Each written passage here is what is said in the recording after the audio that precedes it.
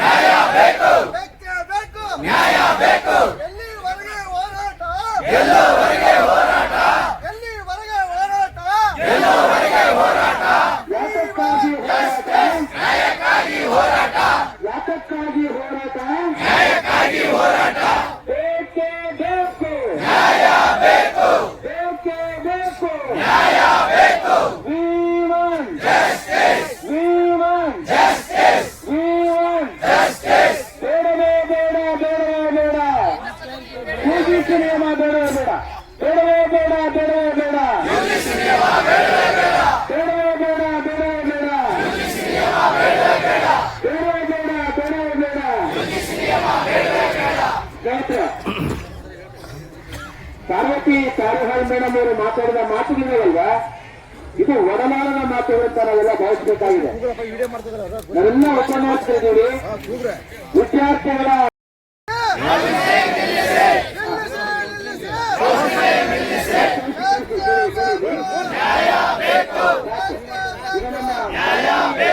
ಜಿಲ್ಲೆಯ ಉಪನ್ಯಾಸಕರು. ನಿಮ್ಮೆಲ್ಲರಿಗೂ ಗೊತ್ತಿರೋ ಹಾಗೆ ಸೆಪ್ಟೆಂಬರ್ 2024 ಏನು ಹೈಕೋರ್ಟ್ ಆದೇಶ ಬಂದಿತ್ತು, ಅದರಲ್ಲಿ ಅತಿಥಿ ಉಪನ್ಯಾಸಕರನ್ನ ಕಾಲೇಜು ಶಿಕ್ಷಣ ಇಲಾಖೆಯಲ್ಲಿ ಆಯ್ಕೆ ಮಾಡಿಕೊಳ್ಳುವಾಗ ಯುಜಿಸಿ ನಿಯಮಾವಳಿಯಂತೆಯೇ ಅಪಾಯಿಂಟ್ ಮಾಡಿಕೊಳ್ಬೇಕು ಅಂತ ಆದೇಶ ಬಂದಿತ್ತು. ನಿಮ್ಮೆಲ್ಲರಿಗೂ ಗೊತ್ತಿರೋ ವಿಚಾರ. ಅದಾದ ನಂತರ ಸರ್ಕಾರದಿಂದ ನಾವೇ ಆ ಆದೇಶಕ್ಕೆ ಮೇಲ್ಮನವಿಯನ್ನ ಸಲ್ಲಿಸಿದ್ವಿ.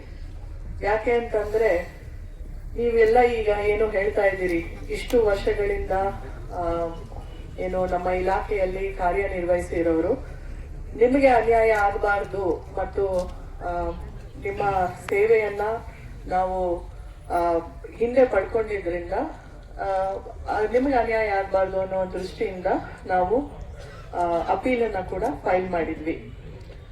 ನಿಮ್ಮಲ್ಲಿ ಸಾಕಷ್ಟು ಜನರು ನನಗೆ ಕಚೇರಿಯಲ್ಲಿ ಬಂದು ಭೇಟಿ ಮಾಡಿದಂತ ಸಂದರ್ಭದಲ್ಲಿ ನಾನು ಕೂಡ ನಿಮ್ಮೆಲ್ಲರಿಗೂ ಹೇಳಿದ್ದೆ, ಬರೀ ನಾವಷ್ಟೇ ಹೋರಾಟ ಮಾಡಿದ್ರೆ ಸಾಕಾಗಲ್ಲ, ನೀವು ಕೂಡ ಇಂಪ್ಲೀಡ್ ಆಗಿ ಅಂತ. ಆ ಕೇಸ್ನಲ್ಲಿ ನೀವೆಲ್ಲರೂ ಕೂಡ ಇಂಪ್ಲೀಡ್ ಆಗಿದ್ರಿ, ನಿಮ್ಮಲ್ಲಿ ಸಾಕಷ್ಟು ಜನರು ಇಂಪ್ಲೀಡ್ ಆಗಿದ್ರಿ. ಆದ್ರೆ ನಾವು ನಿರೀಕ್ಷೆ ಮಾಡಿರ್ಲಿಲ್ಲ ಇಷ್ಟು ಬೇಗ ಇದು ಆರ್ಡರ್ ಬಂದ್ಬಿಡುತ್ತೆ. ಅದು ರಿಜೆಕ್ಟ್ ಆಯ್ತು, ನಿಮ್ಮೆಲ್ಲರಿಗೂ ಗೊತ್ತಿದೆ. ನಾವೇನ್ ಅಪೀಲ್ ಮಾಡಿದ್ವಿ ಅದನ್ನ ಡಿಸ್ಮಿಸಲ್ ಆಯ್ತು. ಮತ್ತು ಅದಾದ ನಂತರ ಯುಜಿಸಿ ನಿಯಮಾವಳಿ ಅಂತಾನೆ ಅತಿಥಿ ಉಪನ್ಯಾಸಕರನ್ನ ಈ 2025-26ನೇ ಸಾಲಿನಿಂದಾನೇ ಆಯ್ಕೆ ಮಾಡಿಕೊಳ್ಬೇಕು ಅಂತ ಆದೇಶ ಬಂತು.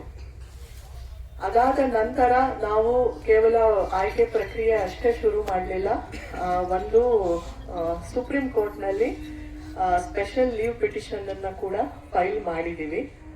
ನಿನ್ನೆ ನಮ್ಮ ಮಾನ್ಯ ಸಚಿವರು, ನೀವೆಲ್ಲರೂ ಕೂಡ ಗಮನಿಸಿರ್ತೀರಿ, ನೋಡಿರ್ತೀರಿ, ಪರಿಷತ್ನಲ್ಲಿ ಇದರ ಬಗ್ಗೆ ಸುದೀರ್ಘವಾಗಿ ಉತ್ತರವನ್ನ ಕೊಟ್ಟಿದ್ದಾರೆ. ಸೊ ಈಗ ನಾವು ಸ್ಪೆಷಲ್ ಲೀವ್ ಪಿಟಿಷನ್ ಅನ್ನ ಫೈಲ್ ಮಾಡಿದೀವಿ, ಅದು ಡೈರಿ ಆಗಿದೆ, ಇನ್ನು ಹಿಯರಿಂಗ್ ಬರಬೇಕು. ಸೊ ಸರ್ಕಾರದಿಂದ ಇಷ್ಟು ಕ್ರಮಗಳನ್ನ ನಾವು ತಗೊಂಡಿದೀವಿ. ಇನ್ನು ಸೇವಾ ಭದ್ರತೆ ಅದೆಲ್ಲನೂ ಕೂಡ ನಿಮ್ಮೆಲ್ಲರಿಗೂ ಗೊತ್ತಿರೋ ಹಾಗೆ ಈಗಾಗಲೇ ಇಡುಗಂಟು ಏನು ಜಾರಿಯನ್ನ ನಾವು ತಂದಿದ್ದೀವಿ ಅತಿಥಿ ಉಪನ್ಯಾಸಕರಿಗೆ. ಮತ್ತು ಇನ್ಶೂರೆನ್ಸ್ ಕೂಡ ಈಗ ಸರ್ಕಾರದಿಂದನೇ ಸ್ಯಾಸ್ಟ್ ಮುಖಾಂತರ ಎಲ್ಲ ಕಾಂಟ್ರಾಕ್ಚುಯಲ್ ಎಂಪ್ಲಾಯೀಸ್ಗೆ ಇನ್ಶೂರೆನ್ಸ್ ಅನ್ನ ನೀಡೋದಕ್ಕೆ ಒಂದು ಬಜೆಟ್ ಘೋಷಣೆ ಆಗಿದೆ. ಅದರಲ್ಲೇನೆ ಅತಿಥಿ ಉಪನ್ಯಾಸಕರಿಗೂ ಕೂಡ ಇನ್ಶೂರೆನ್ಸ್ ಫೆಸಿಲಿಟಿಯನ್ನ ಮಾಡ್ತೀವಿ. ಮತ್ತು ಈ ಎಲ್ಲಾ ಪ್ರಯತ್ನಗಳು ಕೂಡ ನಿರಂತರವಾಗಿ ಆಗ್ತಾ ಇದೆ ಸರ್ಕಾರದಿಂದ, ಇಲಾಖೆಯಿಂದ. ಸೊ SLP ಸುಪ್ರೀಂ ಕೋರ್ಟ್ ನಲ್ಲಿ ಬಾಕಿ ಇರೋದ್ರಿಂದ ಅದರ ಏನು ತೀರ್ಪು ಬರುತ್ತೆ ಅದಕ್ಕೆ ನಾವು ಕಾಯ್ಬೇಕಾಗುತ್ತೆ. ಅದು ಈಗ ಕೋರ್ಟ್ ನಲ್ಲಿ ಇರೋದ್ರಿಂದ ನಾನು ಕೂಡ ಏನು ಹೇಳಕ್ ಆಗೋದಿಲ್ಲ ಯಾವ ರೀತಿ ತೀರ್ಪು ಬರುತ್ತೆ ಅದು ಏನು ಅಂತ. ಸೊ ಸುಪ್ರೀಂ ಕೋರ್ಟಿನ ಏನು SLP ನಾವು ಫೈಲ್ ಮಾಡಿದೀವಿ, ಅದರ ತೀರ್ಪಿಗೆ ನಾವು ಕಾಯೋಣ, ನಿರೀಕ್ಷೆ ಮಾಡೋಣ ಅಂತ. ನೀವು ಕೂಡ ಆ ಕೇಸ್ ನಲ್ಲಿ ಇಂಪ್ಲೀಡ್ ಆಗಬಹುದು. ನಾವು ಈಗಾಗಲೇ ಫೈಲ್ ಮಾಡಿದೀವಿ, ಅದು ಹಿಯರಿಂಗ್ ಬರುತ್ತೆ, ಆಗ ನೀವು ಕೂಡ ಇಂಪ್ಲೀಡ್ ಆಗುವಂತಹ ಸಾಧ್ಯತೆ ಇರುತ್ತೆ. ನೀವು ಕೂಡ ಇಂಪ್ಲೀಡ್ ಆದ ಅಂದ್ರೆ ನೀವು ಅಫೆಕ್ಟೆಡ್ ಪಾರ್ಟಿ ಆಗಿ ಸುಪ್ರೀಂ ಕೋರ್ಟ್ ಅನ್ನ ಅಪ್ರೋಚ್ ಮಾಡಿದ್ರೆ ಕೋರ್ಟ್ ಅದನ್ನ ಇನ್ನೂ ಕೂಡ ಏನು ಸಹಾನುಭೂತಿಯಿಂದ ಅದನ್ನ ವೀಕ್ಷಿಸುತ್ತೆ. ಸೊ ಅದಕ್ಕೆ ನೀವು ಕೂಡ ಇಂಪ್ಲೀಡ್ ಆಗಿ ಅಂತ ನಾನು ನಿಮ್ಗೆ ಒಂದು ಸಜೆಷನ್ ಕೊಡ್ತೀನಿ. ಸುಪ್ರೀಂ ಕೋರ್ಟ್ ಅದಕ್ಕೆ ನಾವು ಈಗ ವೇಟ್ ಮಾಡ್ಬೇಕಾಗ್ತದೆ.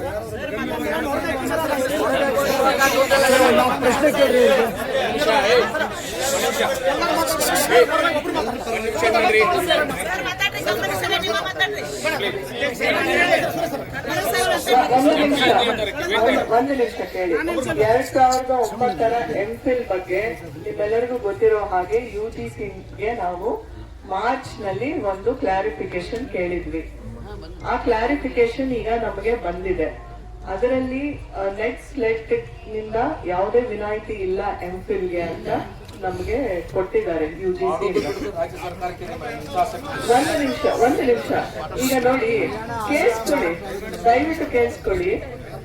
ಈಗ ನಾವು ಯಾವ ರೀತಿ ಈಗ SLP ಫೈಲ್ ಮಾಡಿದೀವಿ, SLP ಯಲ್ಲಿ ನಿರ್ಧಾರ ಏನ್ ಬರುತ್ತೆ ಅದು ನಿಮ್ಗೆ ಕೂಡ ಅನ್ವಯಿಸುತ್ತೆ, ಎಂಫಿಲ್ ಅವ್ರಿಗೆ ಕೂಡ.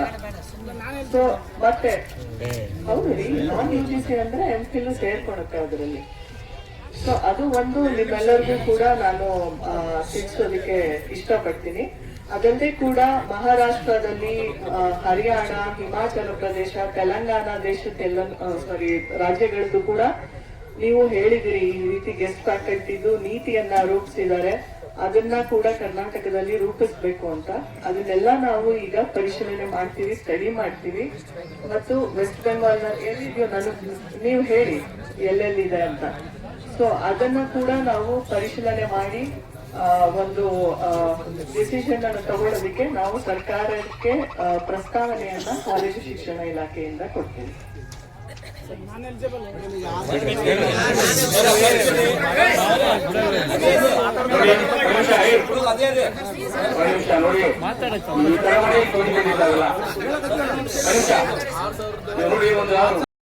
ಇಷ್ಟೆಲ್ಲ ಜನ ಬಂದಿದ್ದಾರೆ, ಅಪ್ಪ ಅಮ್ಮನ ಕುಟುಂಬಗಳಿಗೆ ಹೇಳ್ಬೇಕು. ಸರ್ಕಾರ ಒಂದು ಸುಗ್ರೀವಾಜ್ಞೆ ವಹಿಸಿ ಮಾಡಿ ಅಂತ ಕಾನೂನು ಸಚಿವರು ತಾವು ಬಂದಿದೆ. ಕಾನೂನು ಸಚಿವರ ಸಮ್ಮುಖದಲ್ಲಿ ಸಭೆ ಮಾಡಿದ್ದೇನೆ.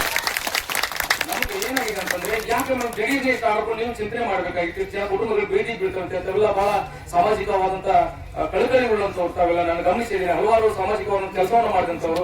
ಇಷ್ಟು ಜನಕ್ಕೆ ನೀವು ರಕ್ಷಣೆ ಮಾಡೋರು ಒಂದು ಇಮಿಡಿಯೇಟ್ಲಿ ನೀವು ಈ ಅಂಗಗಳಿಗೆ ಜಡೀರ್ನ ಮೇಲೆ 30% ಆದವರು ಕೆಳಗಿದೆ, ಮೇಲ್ ಬಂದಿದ್ರೆ 90% ಆದವರು ಕೆಳಗಿದೆ. ಇದಕ್ಕೆ ಕಾನೂನು ಅನ್ವಯ ಆಗುತ್ತೆ ಅಂದ್ರೆ ಪ್ಲೀಸ್ ಟೆಲ್ ಮಿ ಮೇಡಮ್. ಮಾತಾಡಬೇಡ್ರಿ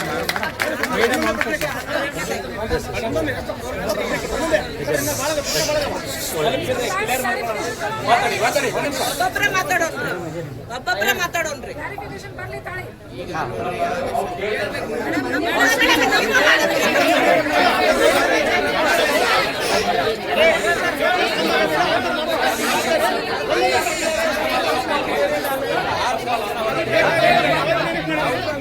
ಒಂದು ನಿಮಿಷ ಸುಮ್ಮನೆ ಇದೆಯಪ್ಪ ಎಲ್ಲರೂ. ಒಂದು ನಿಮಿಷ ಕೇಳ್ರಿ, ಮಾತಾಡ್ಬೇಡಿ. ನೀವೇನೋ ಮಾತಾಡ್ತಾ ಇದ್ರೆ ಹೇಗೆ? ಈಗ ಮೊನ್ನೆ ನಡೆದ ಕೌನ್ಸಿಲಿಂಗ್ ನಲ್ಲಿ PH ಕ್ಯಾಂಡಿಡೇಟ್ಸ್ಗೆ ನಾವು ಮೊದಲು ಸ್ಥಳ ಆಯ್ಕೆ ಮಾಡ್ಕೊಳ್ಳೋದಕ್ಕೆ ಅವಕಾಶ ಕೊಟ್ಟಿದ್ದೀವಿ ಅಲ್ವಾ? ಸೊ ಇದು ಮಾಡಿದ್ದು ತಪ್ಪು ಅಂತ ನೀವು ಹೇಳ್ತಾ ಇದ್ದೀರಿ. ತಪ್ಪು ಅಂತ ಹೇಳ್ತಾ ಇಲ್ಲ ಮೇಡಮ್, ನಾನು ತಪ್ಪು ಅಂತ ಹೇಳ್ತಾ ಇಲ್ಲ. 90% ಇದ್ದವನು ಸರ್, 90% ಇದ್ದವನು 30%. ನೀವು ಒಬ್ಬರು ನಾಯಕರನ್ನ ಇಲ್ಲಿ ಆರ್ಸ್ ಕಳ್ತಿದ್ದೀರಿ. ಅವ್ರು ಮಾತಾಡ್ಬೇಕಾದ್ರೆ ನೀವು ಸ್ವಲ್ಪ ಶಾಂತ ಇದ್ರೆ ಎಲ್ರಿಗೂ ಅರ್ಥ ಆಗುತ್ತೆ. ನೀವ್ ಹೇಳೋದನ್ನೇ ಅವ್ರು ಹೇಳ್ತಾ ಇದಾರಲ್ವಾ, ಸ್ವಲ್ಪ ಮಾತಾಡ್ಲಿಕ್ಕೆ ಬಿಡ್ರಿ. ಈಗ ನಮ್ಮ ಪ್ರಶ್ನೆ ಮೇಡಮ್ ಹೇಳ್ತೀನಿ ಕೇಳಿ. ಈಗ ನಾವು ಫಸ್ಟ್ ರೌಂಡ್ ನಲ್ಲಿ ಕೌನ್ಸಿಲಿಂಗ್ ಮಾಡೋದಕ್ಕೆ ಪಟ್ಟಿ ಬಿಡುಗಡೆ ಮಾಡಿದ್ದು 1:1 ಅಷ್ಟೇ. ಓಕೆ, ಸೊ 1:1 ಪಟ್ಟಿ ಬಿಡುಗಡೆ ಮಾಡಿದಂತ ಸಂದರ್ಭದಲ್ಲಿ ಆ ಲಿಸ್ಟ್ ನಲ್ಲಿ ಇರುವಂತಹ PH ಕ್ಯಾಂಡಿಡೇಟ್ಗೆ ಕೂಡ ಒಂದು ಸ್ಥಳ ಖಂಡಿತ ಸಿಗುತ್ತೆ. ಅವರ ಏನು it is as per merit only. So ಇವಾಗ ನಾವು ಅವರಿಗೆ ಕೊಟ್ಟಿರೋದು ಮೊದಲನೇ ಆದ್ಯತೆಯಲ್ಲಿ ಸ್ಥಳ ಆಯ್ಕೆ ಮಾಡ್ಕೊಳ್ಳೋದಕ್ಕೆ ಅಷ್ಟೇ ಕೊಟ್ಟಿರೋದು. ನೀವು ಫೈನಲ್ ಆರ್ಡರ್ ನೋಡಿ. ಫೈನಲ್ ಆರ್ಡರ್ ನಲ್ಲಿ ನಾವು ಹೇಳಿದೀವಿ it is as per merit ಅಂತ. ಸೊ ಆಸ್ ಪರ್ ಮೆರಿಟ್ ಅವರು ಕಾಲೇಜ್ಗೆ ಹೋಗಿ ಸೇರಿಕೊಂಡಾಗ ಆಸ್ ಪರ್ ಮೆರಿಟ್ ಅವರಿಗೆ ಎಷ್ಟು ಕಾರ್ಯಭಾರ ಬರಬೇಕಿತ್ತೋ ಅಷ್ಟೇ ಕಾರ್ಯಭಾರ ಬರೋದು. ಆಯ್ತಾ? ನೀವು ಯಾರು ಕೂಡ ಏನೋ ಆರ್ಡರ್ ಓದೋದಿಲ್ಲ, ಅದು ಪ್ರಾಬ್ಲಮ್.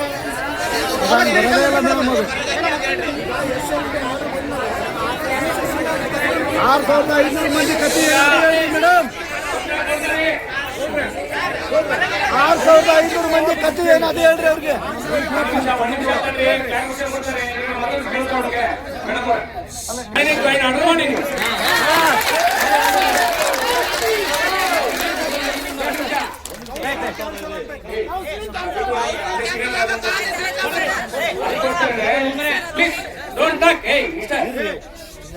ನಾನು ಮೇಡಮ್ ಅಲ್ಲಿ ಮನವಿ ಮಾಡ್ಕೋತೀನಿ. ಮೇಡಮ್, ಇವತ್ತು ಅಥವಾ ನಾಳೆ ಸೋಮವಾರ ಬೇಕಾದ್ರೆ ನೀವು ಆದೇಶಿಸಿ. ಈ ಕಾನೂನು ಏನ್ ಮೇಲ್ಮನಿಸಿರಲ್ಲ ಅದು ಬರೋದು ಕ್ಲಿಯರ್ ಆಗುತ್ತೆ. ನಾನು ಈಗೇನ್ ಜಾಯ್ನಿಂಗ್ ಆರ್ಡರ್ ಕೊಟ್ಟಿಲ್ಲ, ಅದನ್ನ ಕ್ಯಾನ್ಸಲ್ ಮಾಡಿ.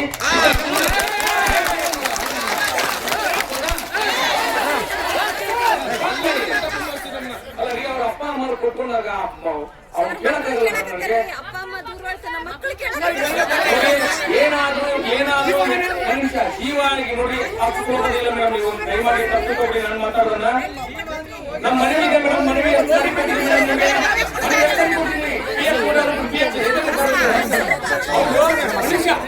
ಒಂದ್ ನಿಮಿಷ ತುಂಬಿರಿ, ಸಮಸ್ಯೆ ಹೇಳ್ಬೇಕಾಗ್ತದೆ. ಒಂದ್ ನಿಮಿಷ ಮಾತಾಡ್ಬಿಡಿ.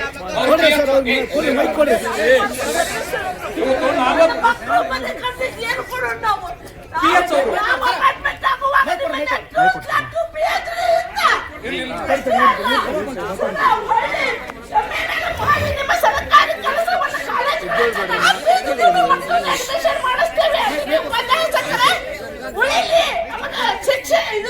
ಉದ್ಯೋಗ ಸಿಗಲಿ ಅಂತ ಹೇಳಿ ಎಷ್ಟೋ ವಿದ್ಯಾರ್ಥಿಗಳಿಗೆ BSc ಬಿಕಾಮ್ಗೆ ರೊಕ್ಕ ನಾವೇ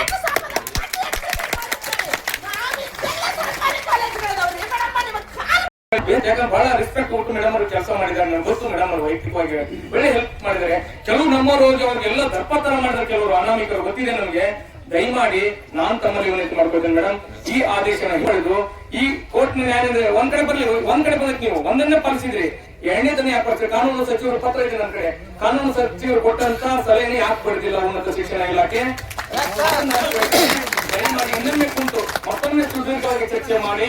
ಈ ಸೇವೆಯಲ್ಲಿ ನೀವು ಆರ್ಡರ್ ಕೊಟ್ಟಿರಲ್ಲ? ಇಲ್ಲ ಇಲ್ಲ ಸರ್, ದಯಮಾಡಿ UGC ಗೈಡ್ಲೈನ್ಸ್ ಯಾವ ಬಂತು?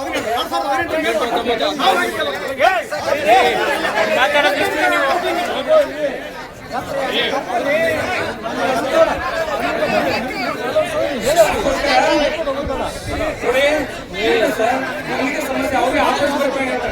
ದಯಮಾಡಿ ನಾನು ಹೇಳ್ತಾ ಇರೋದು, ನಿಮಗೆ ಈ ಆದೇಶವನ್ನ ಹಿಂಪಡಿಬೇಕು. ಈ ಆದೇಶವನ್ನ ಹಿಂಪಡಿಬೇಕು. ಜೊತೆಗೆ ಎಲ್ಲಾರು ಈಗ ಎಲ್ಲಾರು ಮಾತಾಡ್ತಿದ್ದಾರೆ. ನಾನು ಸಚಿವರಿಗೆ ಕೂಡ ನಾನು ಹಲವಾರು ಬಾರಿ ಮಾತಾಡ್ತೇನೆ, ಕಾನೂನು ಸಚಿವರಿಗೂ ಕೂಡ ಹೇಳಿದ್ದೇವೆ. ಕಾನೂನು ಸಚಿವರು ಏನಾದ್ರೆ ಗದಗ ಹನ್ನೊಂದು ಕೊಡ್ರೆ ನಮ್ಗೆಲ್ಲ ಕರೀತಾರೆ. ಒಂದ್ ನಿಮಿಷ ದಯಮಾಡಿ ಕೂತ್ಕೊಳ್ಳಿ. ಕಾನೂನು ಸಚಿವರು ಕೂಡ ಹೇಳಿದ್ದಾರೆ ನಿಮಗೆ ನ್ಯಾಯಸಮ್ಮತವಾಗಿದೆ, ನಿಮ್ಮ ಪರವಾಗಿ ಒಂದು ನೋಟ್ ಮಾಡಿದ್ದೇನೆ, ಉನ್ನತ ಶಿಕ್ಷಣ ಇಲಾಖೆ ಕೊಟ್ಟಿದ್ದೀವಿ ಅಂತ. ತಾವು ಆ ಸಭೆಯಲ್ಲಿದ್ರಿ, ಮಾನ್ಯ ಉನ್ನತ ಶಿಕ್ಷಣ ಸಚಿವರಿದ್ರು, ನೀವಿದ್ರಿ, ಮತ್ತೆ ನಮ್ಗೆ ಯಾರು ಲಾಯರು ಕೂಡ ಇದ್ರು, ಅಡ್ವೊಕೇಟ್ ಜನರಲ್ ಅವರು ಇದ್ರು. ನೀವೆಲ್ಲ ನೋಡಿದ್ರಿ ಅಲ್ಲ ಮೇಡಮ್? ಇಷ್ಟು ಜನ ಒಂದು ಸಣ್ಣ ಮಕ್ಕಳು ಚಿಕ್ಕ ಮಕ್ಕಳು ಗೊತ್ತಾಗ್ತದೆ ಹೊಸ ಸೇವೆ ಸಲ್ಲಿಸಿ ಗಿರಿ ಬೀಳ್ತಾರೆ ಅಂತ ಅವ್ರು ನೋವು ಬರ್ತದೆ. ಯಾಕ್ರಿ ಸರ್ಕಾರಕ್ಕೆ ಎಷ್ಟೊಂದು ಹೋಗಿ ಸರ್ಕಾರದ ಪ್ರಧಾನ ಕಾರ್ಯದರ್ಶಿಗಳು ನನ್ನ ಗಮನಕ್ಕೆ ಬಂದಿಲ್ಲ ಅಂತ ಹೇಳ್ತಾರೆ ಅವರು, ಸರ್ಕಾರದ ಉನ್ನತ ಶಿಕ್ಷಣ ಇಲಾಖೆ ಪ್ರಧಾನ ಕಾರ್ಯದರ್ಶಿಗಳು. ಹಾಗಾಗಿ ದಯಮಾಡಿ ತಮ್ಮಲ್ಲಿ ವಿನಂತಿ ಮಾಡ್ಕೋತೀವಿ ಮೇಡಮ್, ಆ ಆದೇಶವನ್ನು ಹಿಂಪಡಿ. ಎರಡು ಕಡೆ ನ್ಯಾಯಾಲಯ ಬರ್ಲಿ, ತೀರ್ಪು ಬರ್ಲಿ, ಇದನ್ನು ಮುಂದುವರಿಸಬೇಕು ಅಂದ್ರೆ ಸೋಮವಾರ ಆದೇಶ ಎಲ್ಲರೂ ಕೂಡ ಇರ್ತಾರೆ. ಇಲ್ಲ ಅಂತಂದ್ರೆ ಜನಗಳ ರಾಶಿನೇ ಆಗ್ತದೆ. ನಾವು ಹೇಳುದು ನಿಮಗೆ ಉತ್ತೇಜನ ಕೊಟ್ಟಂಗೆ. ದಯಮಾಡಿ ಯಾರು ಆ ತರ ಮಾಡಬೇಡಿ. ಮೇಡಮ್ ಅವರು ನಮ್ಮ ಪರವಾಗಿ ಇದ್ದಾರೆ ಅಂತ ನಾನು ಭಾವಿಸಿದ್ದೇನೆ. ಇವತ್ತು ಅವ್ರು ಹೇಳ್ತಾರೆ, ಏನ್ ಮಾಡ್ತಾರೆ ಕೇಳ್ಕೊಂಡು ದಯಮಾಡಿ ನೀವು ಒಂದು ಇವ್ರನ್ನ ಹೊಳ್ಳಿ ಮುಂದುವರ್ಸಂಗ್ ಮಾಡಿ ದಯವಿಟ್ಟು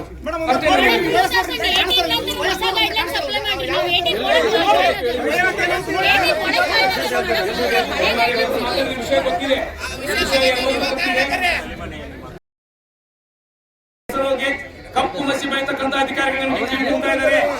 20 ವರ್ಷಗಳಿಂದ 25 ವರ್ಷಗಳಿಂದ ಇಲ್ಲಿ ಮಾರಾಣೆ ಕಾಲೇಜಲ್ಲಿ ಬೇರೆ ಬೇರೆ ಕಾಲೇಜಲ್ಲಿ ಬಂದು ಯುಜಿಸಿ ಬಗೆಹರಿಸಲು ಆ ಪ್ಯೂನ್ ಕೆಲಸ ಮಾಡ್ತಾ ಇದ್ದಾರೆ. ದುಡ್ಡು ಕಣ್ಣಲ್ಲಿ ಅವ್ರು